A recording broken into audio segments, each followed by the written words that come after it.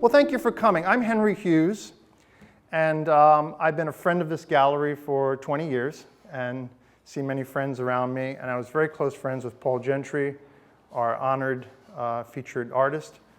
And first, I just want to thank the people that put this together. I mean, everyone, I'm sure, worked on this, but Christine, Lori, Carol, Andrea, I know everyone, Anna, so many people have worked on this, and it's a beautiful show. It's a great tribute to a truly great, and I don't use that word casually, a truly great artist who lived in our town. And so I want to say a few things about his life and work, and then we're very honored to have Paul's sister, Catrin Gentry, here with us, and she'd like to make a few comments. And we even have a letter from Paul's close friend and cousin in Sweden, Lottie, and we've been corresponding. She's a wood artist, does big things almost like totem pole kind of things. No, seriously, with chainsaws and stuff. And her and Paul were very close, and she also prepared a letter that Karen will read. So Richard Bunsey, thank you. He's one of the people I talk with constantly about art and the gallery and Paul. And so there are many artists here, many writers. I'm sure I'm a writer, musicians, people of various advanced talents. And I think we can all agree that Paul achieved maybe what a lot of us strive for, work for, dream of, maybe even sacrifice for: mastery. What does it mean to really master the art? And Paul did lots of different things, but I think we can agree, and there's national recognition to support the idea that Paul mastered the wood engraving. And so, I mean, how do you do that? What does it take to be a great artist? Okay, it's probably a very bad question, but let's endeavor to explore it. So what about Paul Gentry? He was born in Decatur, Illinois in 1954, and the family moved around a lot. Your father was a manager of a small variety store called King's Variety Stores. They went out of business several years ago, kind of like a small-scale Bi-Mart. And the family moved to various towns in Idaho and Oregon. And so Paul had a lot of different experiences, a lot of different places. And they also lived in Warrenton, near Astoria, on the Columbia River. And I remember Paul telling many stories about how fascinated he was by all the ships. You had an uncle, right, who was a ship's pilot who'd guide the big ships into the marina. And Paul got tours, and he loved ironwork. He loved industry as well as nature. I mean, it's obvious in his work, a true love of nature. So that's an interesting kind of combination of real industrial forms, a working harbor, and yet he loved, all kinds of animals. One of the things he described, this is fascinating, it was the last kind of gasp of whaling. He actually, in detail, described a sperm whale being brought in to a whaling station at Warrenton, and it was flensed, and the fat rendered. I mean, this is something out of Moby Dick, right? It was the early 60s, before the Marine Mammals Protection Act. And Paul, with a kind of fascination and horror, because he loved animals and hated killing animals. We'd go fishing, and he didn't want to kill the fish. He'd eat them. But no, it's true, right? You know this. It's a bit of a paradox. It's okay. He was very gentle, and so he was horrified by this beautiful whale that had been killed in the 1960s. Still, yet he was fascinated by the process. Even that word "flints," a specific word for cutting the fat. That's the kind of thing. Paul loved that kind of language too. So they moved around. They moved back to Illinois, and then Colorado Springs, where Paul attended high school. And I have some comments from you, Karen, when I did the obituary. He excelled in art and music, loved to read, but hated class. And again, that's Paul too. There's this interesting dynamic. He really loved to learn. Anyone that knows Paul, he was just tireless in the way he loved to read, watch documentaries, understand things. He loved hearing me talk about literature and poetry. But he hated structure. He hated kind of organized society in a lot of ways. So he dropped out of high school. He got his GED, and he went to welding school at a community college and became an expert welder. Paul was a very good welder. Could have made a fortune welding. I used to tell him that. And he worked at a steel mill outside Chicago. And so we love Chicago. Again, the museums, the architecture, exactly that, right? The lake.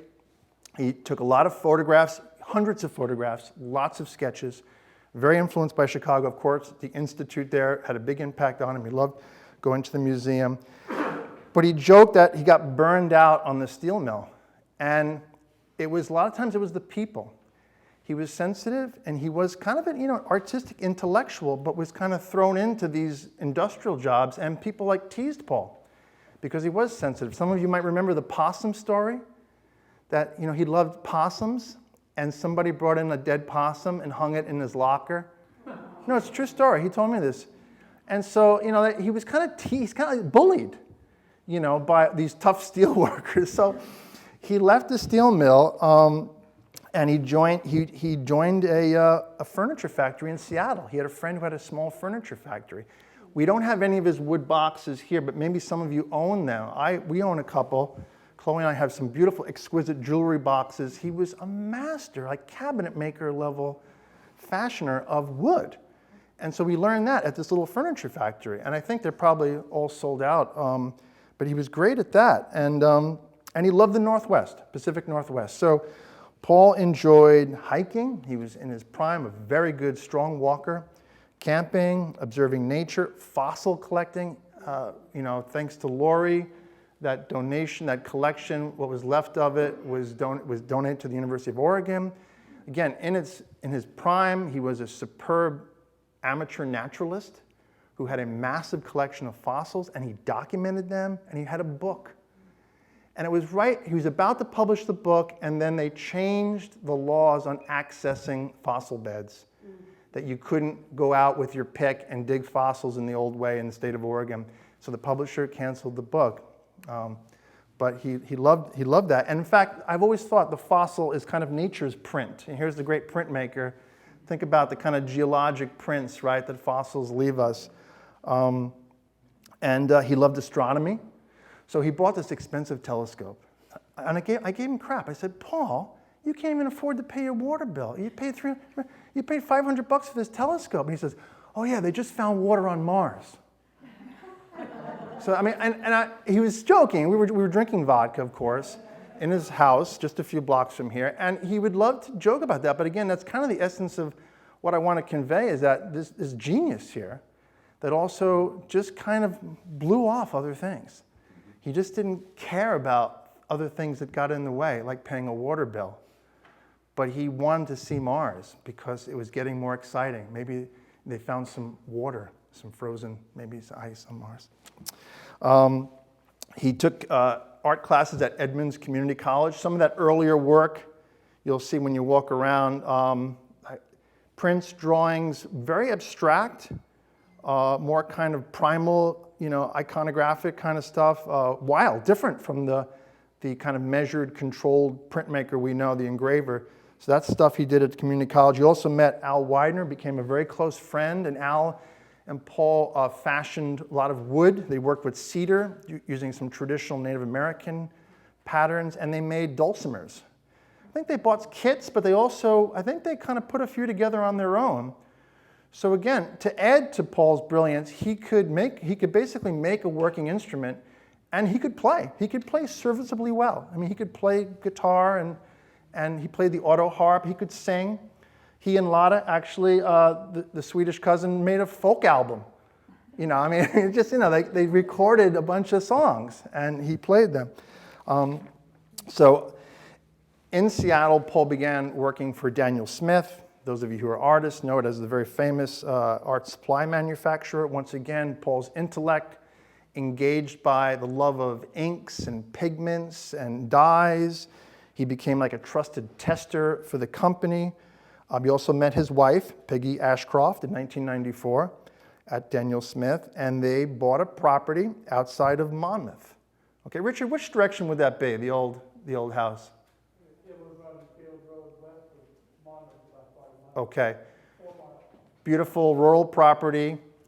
And it's shortly after that Richard, you met Paul. And I remember you telling me the story. Again, I have this in my notes, that you were just astounded by the range and quality of Paul's work. Although Paul had been doing art his whole life, he'd never really officially kind of shown any or been in a gallery. And so Richard's like, oh my goodness. And probably others of you were like, wow. And so he started, showing work. Well, Paul and Peggy got divorced, but Paul remained a member of the gallery for 20 years. So he really kind of found a new relationship with this institution and many of the people here. And I think that was probably the most important grounding, and I'll say creative force in his later life, his later adult life, was this gallery. And you should all be happy about that. You were friends, and you gave him support, and gave him a place to hang out, and drink wine, and sell his art, So this is a great retrospective. I am very happy to see this work. We have wonderful wood engravings, woodcuts, photography, pinhole cameras. And Paul loved photography and actually made his own cameras. We have some pottery. Paul was an accomplished ceramicist. And I remember we have a few of his coil pots, and someone came in and said, oh, those are nice pots. Who threw those? I'm like, they're not thrown, they're coil. I mean, he could construct at that level. And some of you know much more about that work than I do. We have some paintings. I love his painting. Here's just a small example. But there are some paintings in the back room, if you're interested in purchasing a painting or looking at them. And many of you own some of, Paul was a fine painter. And he loved painting. So those of you who know him well know that he admired both the work and dangerously the life of those abstract expressionists, the New Yorkers, the 40s and 50s, right? Pollock, de Kooning, Mark Rothko. So it was art for art's sake. It was the full immersion in the brilliance of just being a painter and saying, to hell with the world. Again, very, very, very Gentry-like. And he also loved the freedom of that expression and just like being a real artist. But then, these are the great conflicting or maybe, complementary forces that made him who he was. And he came back to structure too. And he did, beautiful representational, accurate drawings of horses, that are splendid. Something you'd see, Dura do. I mean, remarkable work in charcoal and ink. And so he loved the abstract expressions, and he did have moments. He had a show here, maybe 5 years before he passed.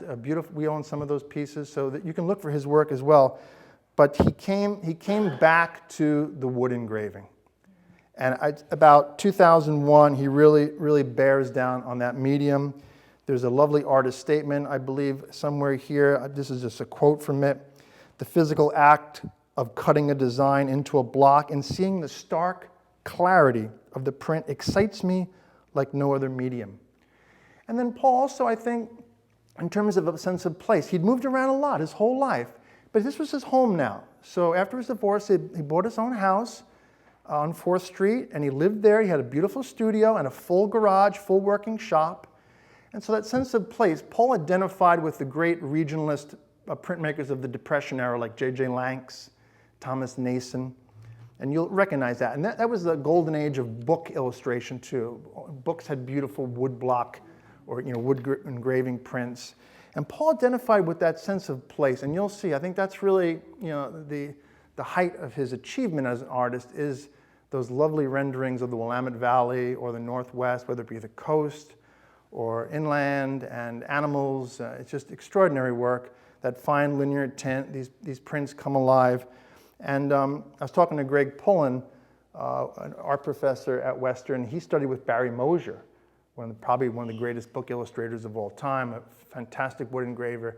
And he says, Paul had a lot of Mosher's skills, but I always say, Gentry also had some fun with wood engraving. Wood engraving can be a little bit limiting and rigid. It doesn't lend itself to whimsy in some ways, but Paul kind of pushed it. And if you look, again, he did over 100 we know of. I hope there's some examples here, like I know he did O'Hare Airport or city streets in New York, where you can really see him pushing the line in directions that wood engraving doesn't typically go. It is more free and loose. I really like that. He did work for this book that we did together, the fishing books, and some of these prints, like of the tuna and so on, they really have a lovely kind of a deco feel. We can look at some of these later, but he was experimenting, I think, with the limitations, but maybe the opportunities of that style. What is, Paul to the nation? Well, I mean, he's here at the Halley Ford, at the Portland Art Museum. He's in the holdings of the Nelson Atkins Museum, that famous museum in Kansas City. Library of Congress gave him awards, collected his work. Smithsonian, the Whitney and Guggenheim in New York. He's gotten commissions from lots of wineries. Sarah Hildig is here. She was on the Arts Commission, and we helped get a beautiful set of engravings for our university here, Western Oregon. There are paintings in the Humanities Building as well. Again, I was fortunate to work with him on these two books. He did the wood engravings, and there's one more coming out, River Poems. He wasn't with me to do it, but we had enough beautiful river images left over to fill another book, so his legacy lives on. And we did this crazy book together, Shutter Lines. Again, this was in the heyday when Paul and I were just kind of having fun and driving around Portland, Oregon City, and yes, drinking and goofing around. And he took photographs, I wrote poems, and Chloe's on the cover. We took this picture, remember, at the church, right? The parsonage. And the pastor came out, yelled at us. That's okay. That's right, the shutters. We love the shutters of that church. Thank you, Chloe. It helped me interpret my own poems there. I need that. So, and it's when I worked on those books with Random House, the art director of Random House, I remember telling me these are some of the best wood engravings I've ever seen, because it was kind of a dying art to some. I'm glad to know, like Carol is reprinting Paul's blocks, and people still work in wood engraving, but it's a slow, time-consuming process. A lot of times people use scratchboard or even digital methods to approximate that style, but he was a real wood engraver, and people who knew the old book trade really appreciated that. And then finally, Paul. I mean, he loved to cook, he loved to read. Barbara Holland, Richard Brautigan, Charles Bukowski, Mary Oliver. He loved music. He listened to classical very, very seriously, and AC/DC. He loved rock. He loved watching documentaries, and he was our friend. I mean, I have some quotes. I know, Lori, I hope we can talk after too. That you remarked how much he helped you as a photographer to kind of see and work. Richard, you and Paul would talk about things all the time and argue and debate. He was great friends with Tom Meehan, the late great Tom Meehan, a sculptor and an artist here. And I think all of us, I'd like to hear more because he was so supportive of art. And I learned a great deal from Paul. Jerry, I saw you here earlier. I know we had long conversations here with Paul as well. And so, finally, we can come back to the question, what makes a great artist? There's, of course, no answer. There's no answer.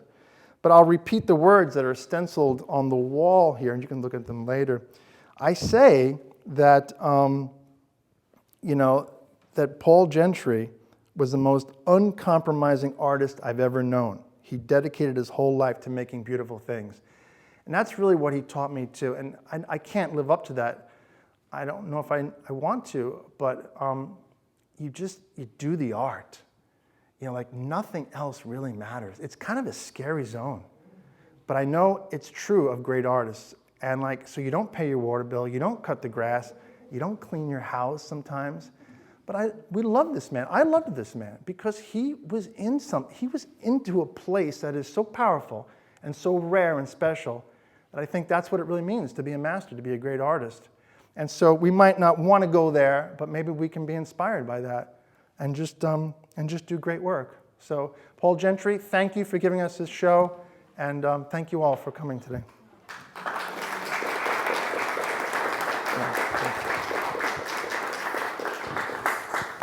Karen, dear, would you like to come up? First of all, I want to say thank you all for coming and being here and sharing my brother's life. And thank you. I can't begin to say enough thank you to the gallery and to the people of the gallery and to Paul's friends. I never, ever would have been able to deal with all these things. When he died, his house was so full of Brussels art, you can't, anyway, thank you so much. You guys, they did so much work ever since he died, taking care of this, organizing it, and I can't begin to say. So first, I want to read a letter from our cousin Lottie, who she sent this letter to Henry, and she wanted it to be read at the thing. She would have been here, except she's booked a trip to British Columbia and the Queen Charlotte Islands in June, which is a repeat of a trip that she and Paul took in 2013. And she'd already booked that by the time we decided when we were going to do this. And so she's going to be there in June. So anyway, Lottie and Paul, well, I'll read the letter. For me, Paul Gentry has been such an important person, especially in terms of art, nature, and music. We became close friends from the first day we met in 1988. And Lottie was like, I think, 18. She was out of high school, and she was a cousin from Sweden. And the American family and the Swedish family were very close and went back and forth a lot. And so she had come to America for a year. And that's when she met Paul in 1988. She was traveling the States, Canada, and Mexico. When I was in Seattle, I visited Karen and Paul. They are fourth cousins to me. Karen was so generous to let me live in her guest room for many weeks. I spent a lot of time with Paul, and he showed me his art, took me to his exhibitions, introduced me to his friends. I learned a lot from Paul. We had so much fun together, we decided to get an apartment in Seattle. We did a lot of art at that time, and we sang a lot of songs together. We also traveled through California and Arizona. It was so easy to be happy with Paul. In 1989, I returned to Sweden for studies, and Paul decided to join me. We had some great months in Sweden, but he had to go back to the States, and I had to get on with school. It was hard to stop this great relationship, but new things had to happen in each of our lives. 24 years later, we had the opportunity to meet again. In 2013, I traveled with my parents to Oregon. We spent 1 week together with Paul, first in Oregon, at his house in Independence, and then we took a road trip by the coast. We went to Seattle to meet Karen and spent some days around Seattle. My parents took the flight back to Sweden, and Paul and I went on a journey up to British Columbia. We spent 10 wonderful days together with a lot of laughter, art, and nature. And what they actually did is they took the ferry all the way up and across to the Queen Charlotte Islands. That's what they did. I'll say it again. Paul has been the most important person in my life in terms of art, nature, and music. He gave me the courage to make art, and he gave me the courage to sing. He did great art, and he showed me great art. He had such a beautiful soul. I miss him a lot, Lottie. And Lottie is herself an artist. That's what she ended up doing. And anyway, so she's repeating that trip next month, which I think will be very, very special for her. So then I found this. Paul had this in his important papers in his house, and it's something that I don't know where he got it. It's been cut out from something and posted on a card. So I have no idea who the author of this is. But it's something he obviously felt was important and believed in and thought highly of. And it expresses what I feel too. And so I wanted to share it with everybody here. It's called Gratitude. Everyone we've ever met or known has served a purpose in our lives.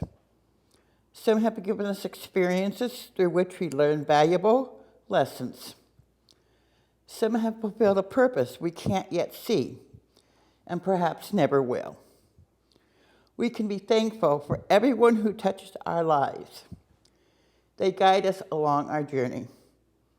They provide us with opportunities to learn, teach, love, forgive, accept, let go, change, and grow.